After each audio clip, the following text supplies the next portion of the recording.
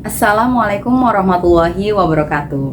Perkenalkan, saya Amalia Ulfah, guru kelas 5 di SD Negeri 1 Giwang Retno, Kecamatan Seruang, Kabupaten Kebumen. Perlu teman-teman ketahui bahwa Desa Giwang Retno merupakan sebuah desa yang berada di tepi Jalan Lingkar Selatan Provinsi Jawa Tengah. Letaknya yang strategis ini menjadikan banyak masyarakat di Desa Giwang Retno bermata pencaharian sebagai pedagang, baik itu pedagang makanan maupun pedagang sembako. Ketika saya mengamati, ternyata limbah organik dengan anorganik masih dicampur kemudian dibakar begitu saja. Hal tersebut tentunya membahayakan lingkungan sekitar kita.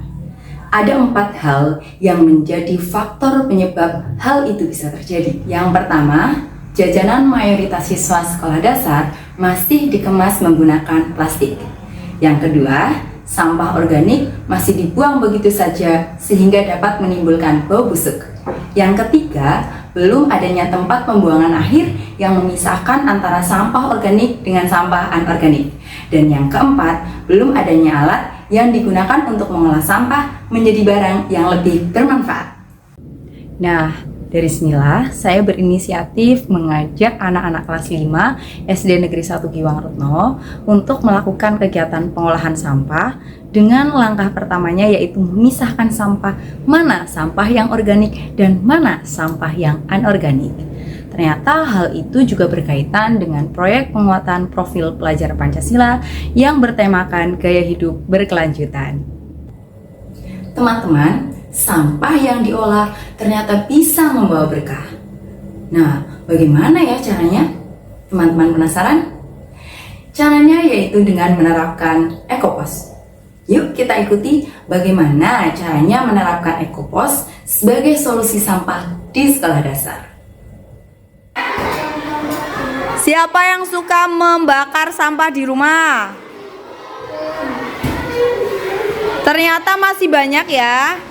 Siapa yang membakar? Ibunya apa kalian? Sebelum melakukan kegiatan pengolahan sampah, saya memberikan materi tentang pengolahan sampah terlebih dahulu.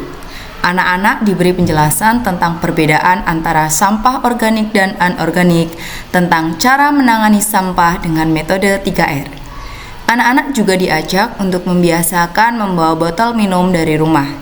Materi tersebut bertujuan agar anak paham, ternyata ketika kita mau mengolah sampah, ada banyak sekali manfaat yang dapat kita peroleh.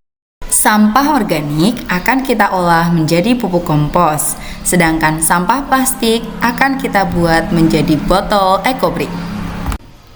Kemudian, untuk menguji pemahaman siswa, saya memberikan beberapa pertanyaan melalui aplikasi Quizizz dengan mode kertas supaya anak-anak lebih antusias.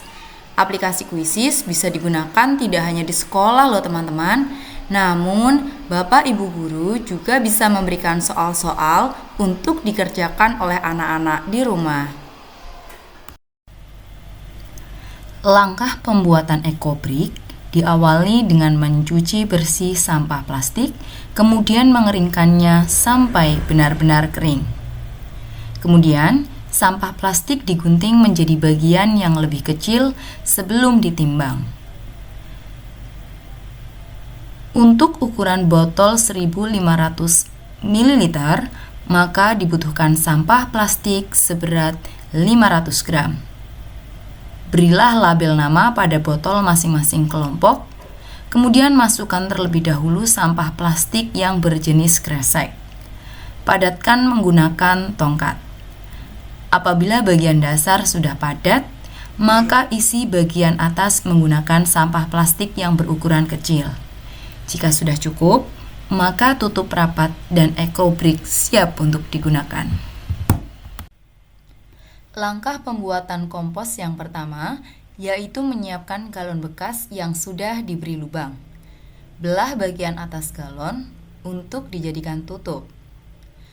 Kemudian, gunting sampah organik menjadi bagian-bagian yang lebih kecil sehingga mempermudah proses pengomposan. Langkah berikutnya, Lapisi bagian paling bawah galon dengan menggunakan tanah, kemudian di atasnya sampah kompos. Lakukan kegiatan tersebut hingga galon terisi penuh.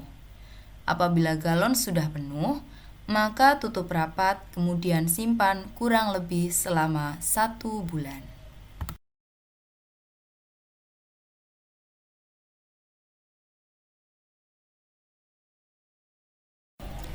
Di sekolah, anak-anak jadi terbiasa membuang sampah berdasarkan jenisnya. Ada daun dan kertas yang termasuk ke dalam sampah organik, serta plastik yang termasuk sampah anorganik. Kegiatan Ekopos ternyata dapat menumbuhkan kebiasaan yang baik di rumah. Anak-anak dan orang tua jadi terbiasa memilah sampah berdasarkan jenisnya. Sampah plastik yang dahulunya dibakar, sekarang dikumpulkan untuk selanjutnya dibersihkan. Setelah bersih, maka sampah plastik dibawa ke sekolah untuk dibuat ekobrik, sedangkan sampah organik dikumpulkan untuk dibuat kompos. Dalam hal pembiasaan baik di rumah, orang tua memang harus ikut berperan aktif ya teman-teman. Saya senang sekali dengan adanya kegiatan pengolahan sampah di sekolah. Jumlah sampah di rumah menjadi berkurang. Anak saya jadi suka mengumpulkan sampah bekas jajanan. Nanti dia buat ekobrik.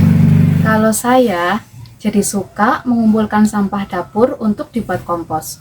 Alhamdulillah, ternyata sampah membawa berkah. Tanaman di rumah menjadi subur.